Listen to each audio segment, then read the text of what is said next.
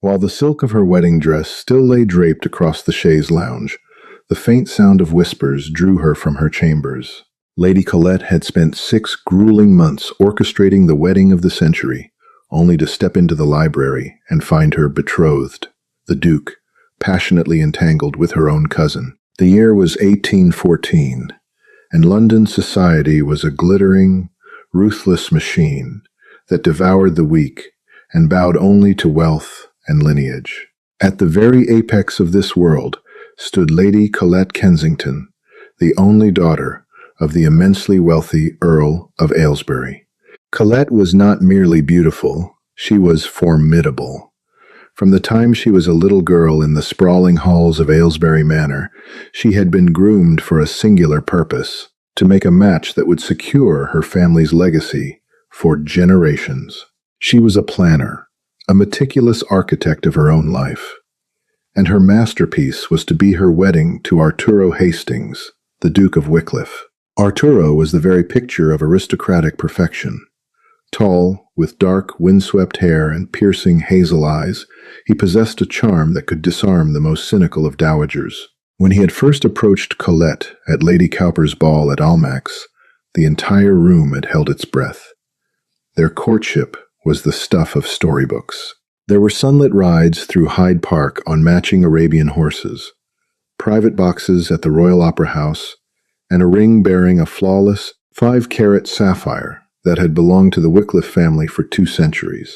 Colette had poured her heart and her formidable intellect into planning the nuptials. The ceremony was to be held at St. George's, Hanover Square. The guest list boasted over 800 names, including the Prince Regent himself, the Lord Chancellor, and the highest echelons of European nobility. She had commissioned Madame Delphine of Bond Street to craft a gown of imported ivory satin, overlaid with priceless Alençon lace. Thousands of white orchids were being shipped from the continent at exorbitant expense to transform the church into a veritable Eden. It was, by all accounts, the perfect wedding, and Colette was blindingly happy. But what is a triumph without someone to share it with? Enter Miss Cecily Stellan. Cecily was Colette's first cousin on her mother's side. 3 years prior, a devastating fever had swept through Cornwall, leaving young Cecily orphaned and penniless. Colette's family had taken the girl in, but it was Colette who had truly embraced her. Where the rest of society saw a mousy, impoverished relation with perpetually downcast eyes and plain muslin dresses, Colette saw a sister. Colette had fiercely protected Cecily from the sharp tongues of the ton. She shared her tutors, insisted her own modiste sew gowns for Cecily, and ensured the girl was invited to every elite gathering. Colette confided her deepest hopes and insecurities to her cousin, believing wholeheartedly in Cecily's timid, grateful smiles. During the courtship, Cecily was a constant fixture. She would sit quietly in the corner of the drawing room with her embroidery, while Arturo read poetry to Colette. "He is so wonderful, Genny," Cecily would whisper late at night, her eyes wide with what Colette assumed was innocent awe. "You are the luckiest woman in England." Looking back, there were signs. The subtle, insidious clues that Colette, blinded by the brilliance of her own perfect life, had failed to see. There was the afternoon at the Royal Academy of Arts, when Colette had been caught in conversation with the Duchess, turning around to find Arturo and Cecily missing for a full 20 minutes. When they reappeared, Cecily's cheeks were flushed, and Arturo had blamed the oppressive heat of the gallery. There were the times Arturo's gaze would drift over Colette's shoulder during a waltz, his expression darkening with some unspoken emotion. There was the peculiar way Cecily always seemed to know Arturo's schedule when he would be at his club, when he would ride before Colette did. But Colette dismissed these fleeting shadows. Arturo was a duke of the realm, and she was the wealthiest heiress in London. Why would he ever look twice at a penniless orphan when he had a queen waiting at the altar? As the wedding drew closer, the frenzy of preparations consumed Colette entirely. The Kensington townhouse in Mayfair was a whirlwind of caterers, florists, and seamstresses. Arturo, too, seemed distracted, often citing pressing business with his estate managers. He claimed he was preparing Wycliffe Manor in Derbyshire for her arrival, overseeing renovations to the east wing so it would be perfect for his new bride. "I only want you to be happy, my love," Arturo had murmured against her knuckles just a week before the wedding, his hazel eyes intense. "Everything I do for our future." Colette had melted. She believed him completely. She had engineered a flawless reality, and she was entirely unready for the moment the glass would shatter. It was 3 days before the wedding. The Earl of Aylesbury was hosting a grand prenuptial ball at their Mayfair estate. The house was a beacon of light against the London night, hundreds of wax candles illuminating the grand ballroom, their reflections dancing in the gilded mirrors. An orchestra played a sweeping waltz, and the air was thick with the scent of hot wax, expensive perfumes, and the sweet, heavy aroma of jasmine from the floral arrangements. Colette felt radiant. She wore an emerald silk gown that perfectly complemented her dark hair, the Wycliffe sapphire resting heavily on her finger. She had just finished a dance with an elderly viscount and found herself momentarily alone at the edge of the dance floor. The sheer noise and heat of the ballroom suddenly felt overwhelming. Seeking a moment of quiet respite, she slipped through a set of heavy velvet curtains, deciding to retreat to her father's expansive library in the West Wing to catch her breath. The corridors grew quieter as she moved away from the festivities. The library doors were slightly ajar, casting a thin slice of golden light onto the polished mahogany floors of the hallway. Colette reached out to push the door open, but her hand froze inches from the brass handle. A sound drifted from the shadows of the room. It was a low, desperate sound, a soft moan, followed by the unmistakable murmur of hushed, urgent voices. "Burglars?" Colette thought, her pulse quickening. A tryst between the servants? She peered through the narrow crack between the heavy oak doors, her eyes adjusting to the dim light provided by the dying embers in the grand fireplace. What she saw did not merely break her heart. It stopped it entirely. There, pressed roughly against the towering shelves of leather-bound books, was Cecily. Her delicate, pale blue gown was pushed off her shoulders, her hair tumbling wildly down her back. And leaning over her, his hands buried in her hair, kissing her with a fierce, starving desperation that Colette had never once experienced from him, was Arturo, the Duke of Wycliffe. Colette couldn't breathe. The air in her lungs turned to ice. She stood paralyzed, a ghost haunting her own life, as the scene unfolded just feet away. Arturo pulled back slightly, breathing heavily, resting his forehead against Cecily's. "I cannot bear this," Cecily whimpered, her voice trembling, not with the sweet innocence Colette knew, but with a raw, dark passion. Watching her parade around in those silks, listening to her boast about the flowers and the regent. "I am going mad, Arturo. I am a ghost in that house." Arturo stroked Cecily's cheek, his expression tortured. "You think it is easy for me? Having to smile at her? Having to kiss her chaste, cold cheek? When it is you I want? When it is you burning in my blood?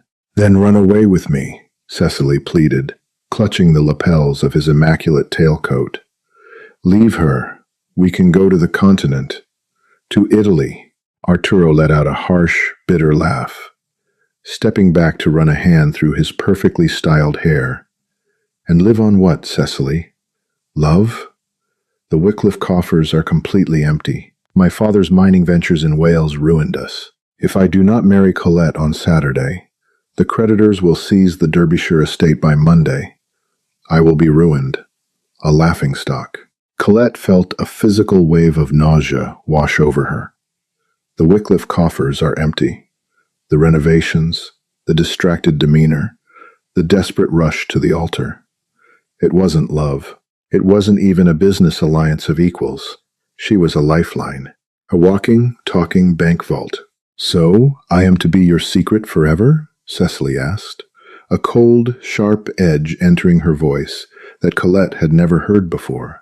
"Only until I secure the dowry and my debts are paid," Arturo promised, stepping back into her space and taking her face in his hands. "The Aylesbury fortune is entirely in her name upon the marriage. Once the funds are transferred and my estate is safe, she can rot in Derbyshire. She loves society too much anyway. She will probably insist on staying in London. I will set you up in a private house in Mayfair. I swear it to you. Just give me 3 more days. Let me play the doting groom for 3 more days." Cecily looked up at him, a wicked, triumphant smile spreading across her lips, a smile directed at the very cousin who had saved her from the streets. She really is quite remarkably stupid, isn't she? Planning the perfect wedding, completely blind to the fact that her groom belongs to me. "She is nothing compared to you," Arturo whispered, before crushing his mouth against hers once more. Outside the door, Colette did not gasp. She did not burst into the room weeping, nor did she scream and demand an explanation. The fiery, passionate girl who had loved Arturo Hastings died in that dark hallway, her ashes instantly replaced by something entirely different, something forged in absolute zero. She slowly withdrew her hand from the door. She looked down at the 5-carat sapphire ring on her finger, the symbol of a 200-year-old lie. She turned and walked silently back down the corridor, her footsteps making no sound on the imported Persian rugs. As she re-entered the ballroom, the orchestra was playing the final, sweeping chords of the waltz. The heat, the lights, the smiling faces of London's elite washed over her. Lord Thomas, an old childhood friend of Colette's and a notorious cynic in society, caught her eye as she passed the Champagne Tower. He paused, his sharp gaze assessing her perfectly composed, yet bone-white face. "Colette, you look as though you've seen a ghost." Colette picked up a crystal flute of champagne. She looked at the bubbling gold liquid, then met Lord Thomas's eyes, a terrifyingly serene smile curving her lips. "Not a ghost, Thomas," she replied smoothly, her voice steady and clear. "Just a revelation. It seems I have some final adjustments to make to my wedding plans." She was a planner, after all, and if Arturo and Cecily wanted a theatrical performance on Saturday, Lady Colette Kensington was going to give them a spectacle that high society would talk about for the next 100 years. The morning after the ball, the Kensington townhouse awoke to its usual frantic rhythm of wedding preparations. Florists carried vast urns of white hydrangeas through the marble foyer, and seamstresses rushed upstairs with final alterations. Amidst this chaos, Lady Colette sat at the mahogany writing desk in her private chambers, perfectly still, sipping black tea. She had not slept a single moment. The tears she had shed were brief, cold, and entirely private. Now, there was only the plan. At precisely 9 o'clock, she sent a footman to Chancery Lane with a highly confidential missive. By 11, Mr. Bartholomew Croft, the Earl of Aylesbury's chief solicitor, was ushered into her sitting room through the servants' stairs. Croft was a shrewd, sharp-eyed man who had protected the Kensington fortune for 3 decades. He knew the cost of everything and the value of discretion. "My lady," Croft murmured, bowing deeply. "Your note indicated a matter of the utmost urgency." "Sit down, Mr. Croft," Colette said, sliding a leather-bound ledger toward him. "I require a complete and immediate accounting of the Duke of Wycliffe's financial standing." "Not the public ledger, Croft. The private one. I want to know exactly who holds the notes on his Welsh mining debts. And I want to know by nightfall." Croft's gray eyebrows vanished into his hairline. "My lady, the wedding is in 48 hours. To inquire into His Grace's private debts so aggressively at this juncture is highly irregular." "What is irregular, Mr. Croft?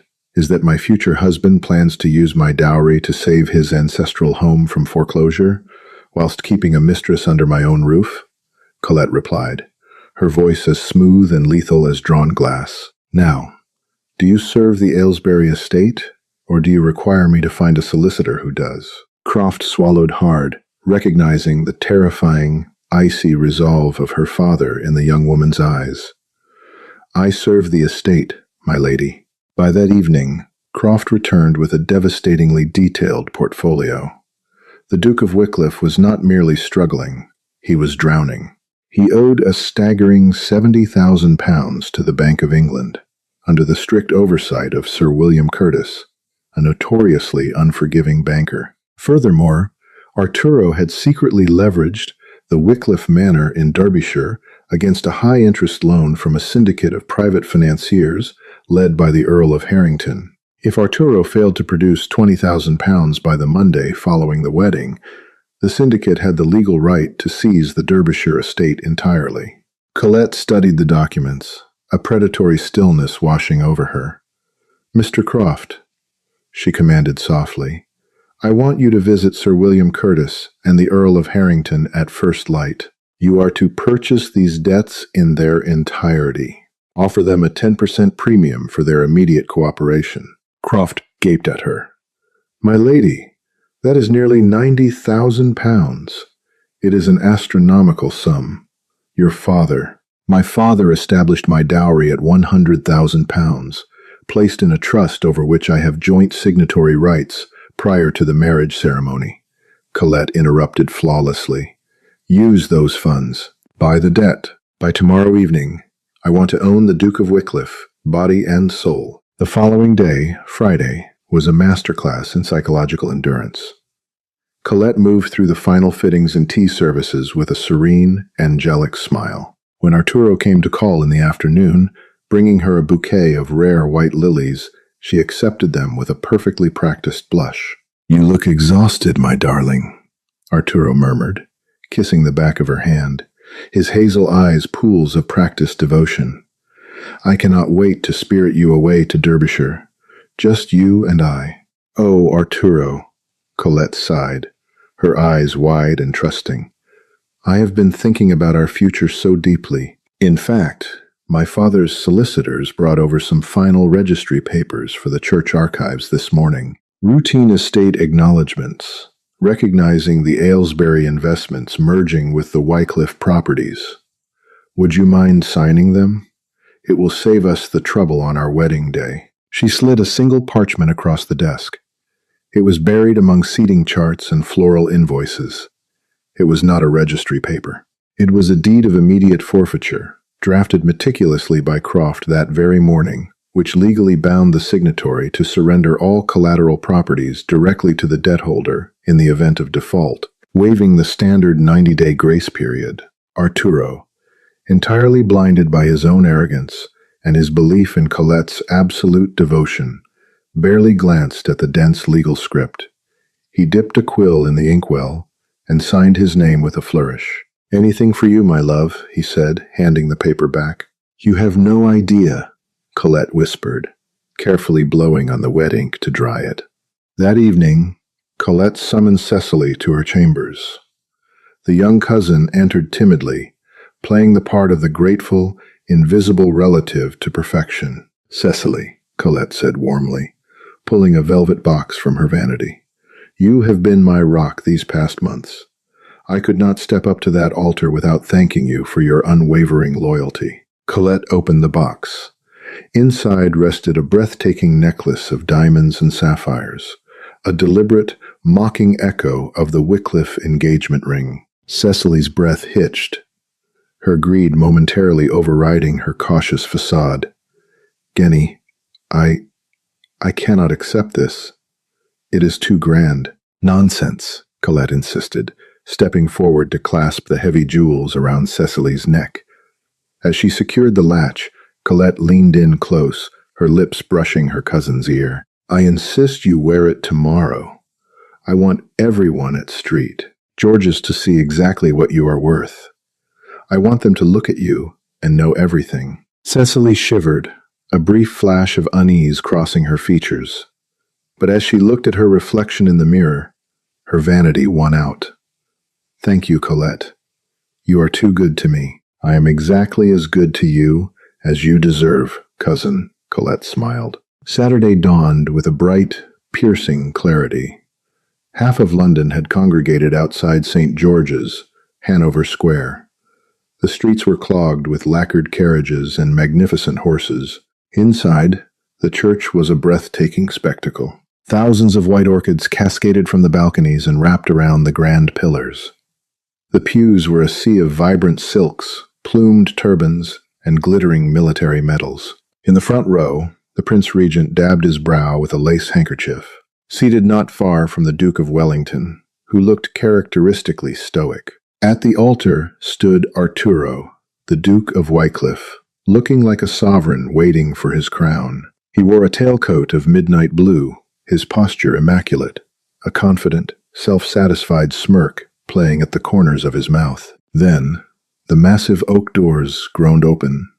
The church organ swelled, shaking the very floorboards, and the congregation rose to its feet. Colette walked down the aisle on the arm of her father, the Earl of Aylesbury. She was a vision of terrifying beauty. The ivory satin and Alençon lace clung to her, the veil pulled back to reveal a face completely devoid of the blushing nervousness expected of a bride.